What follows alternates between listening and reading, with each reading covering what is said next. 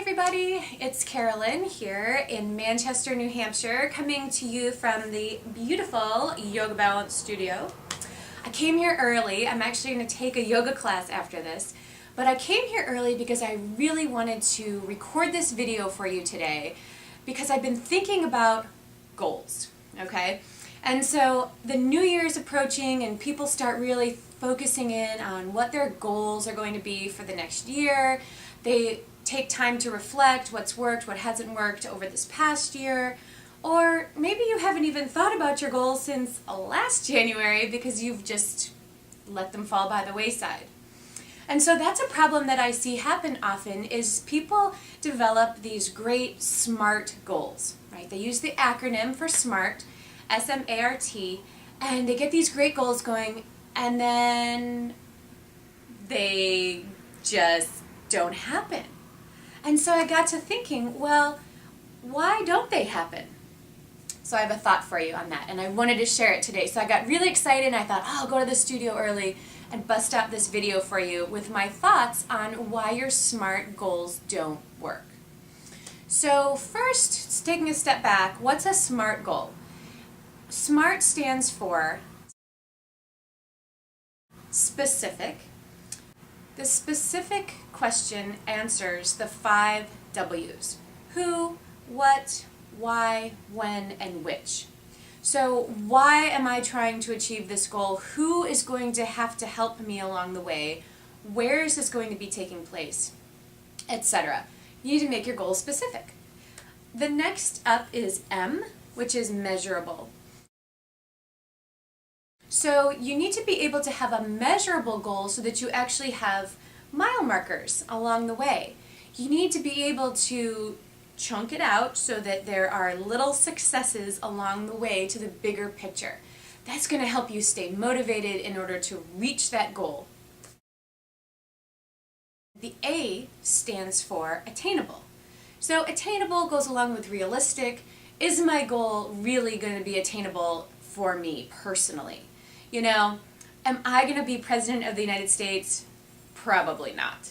At 5'6", am I going to ever be a professional basketball player? No. So I need to make sure that my goals are attainable for me. But on that same vein, I can choose a goal that's going to be a real challenge. I know I can attain it because I've seen others attain that same goal. I know it's possible. It's going to push me outside of my comfort zone a little bit, which is a good thing. And it's also going to allow me to look for ways that I might not have thought of prior to that. So like I'm going to have to look outside of the box.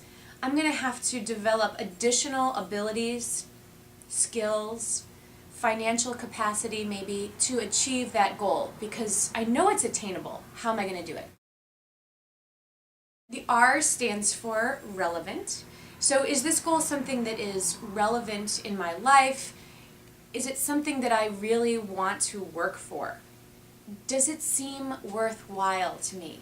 Is it relevant in my life? And the T stands for time bound.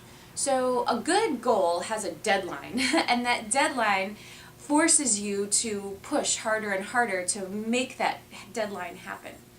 So there's your SMART goal, and you're saying, all right, well, great, that all sounds good. Why the heck doesn't that work? Well, why doesn't it work? And the answer to that question is because a SMART goal doesn't take into account the fact that you are going to actually fail sometimes. And life is going to be really challenging. It's going to throw stuff at you that you didn't account for in your plan. So maybe you were counting on that promotion, but instead you lost your job. That wasn't in plan.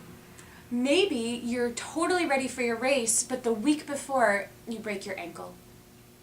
Not your fault. Life happens. There's challenges that are going to come your way. There are roadblocks. There are detours. And so if none of that is written down in your plan, a lot of us are like, oh, well, we've just got to throw that out and start over again. So my thought is that your goal needs to be smarter. I need you to add an E and an R to the end of your SMART goal. And by doing that, we're going to start to evaluate and reevaluate your goals. In fact, I suggest that you start over from the S and redo the whole thing. Because a goal, to me, not only needs to be specific, yes, but it also needs to be significant to you. It needs to drive you. It needs to be something that you dream about. It needs to be significant. Not only does it need to be measurable, but it also needs to be motivational. This is the thing. It is going to get you out of bed in the morning, your feet hit the floor, and you're like, woo, here we go, I'm working on my goals. Motivational. Not only does it need to be attainable, it also needs to be in alignment with your core values. I think this is where a lot of us get off track with our goal setting, because sometimes we'll set goals for ourselves that maybe we feel like we should, or society says we should have something, or our parents are saying we should be or do something, but are they really in alignment with our core principles, our moral values? So not only does your goal have to be relevant and worthwhile, it also, in my opinion, needs to be responsible. There needs to be an element of social responsibility to your goal. So, I mean, not only are you striving to make yourself better and to achieve a certain thing, but hopefully, in your achieving that goal, there's going to be additional value added to others. It's a responsible goal. You know that it will serve you, it will serve others, it will make the world a better place. And then finally, it doesn't have to just be time-bound, but you have to be able to track everything. So your goal has to be absolutely trackable, because the way to evaluate and reevaluate this SMART goal is by tracking it and then looking back and seeing what worked over time. So we had this success and then this setback. And then we were able to move forward here, but then this happened. And so when everything is tracked, maybe it's your food journal, maybe it's your exercise journal, maybe it is your career trajectory, whatever it is, absolutely trackable. Because when the setbacks occur, and they will, trust me, you need to be able to evaluate your progress so far. Is it worth staying on this path?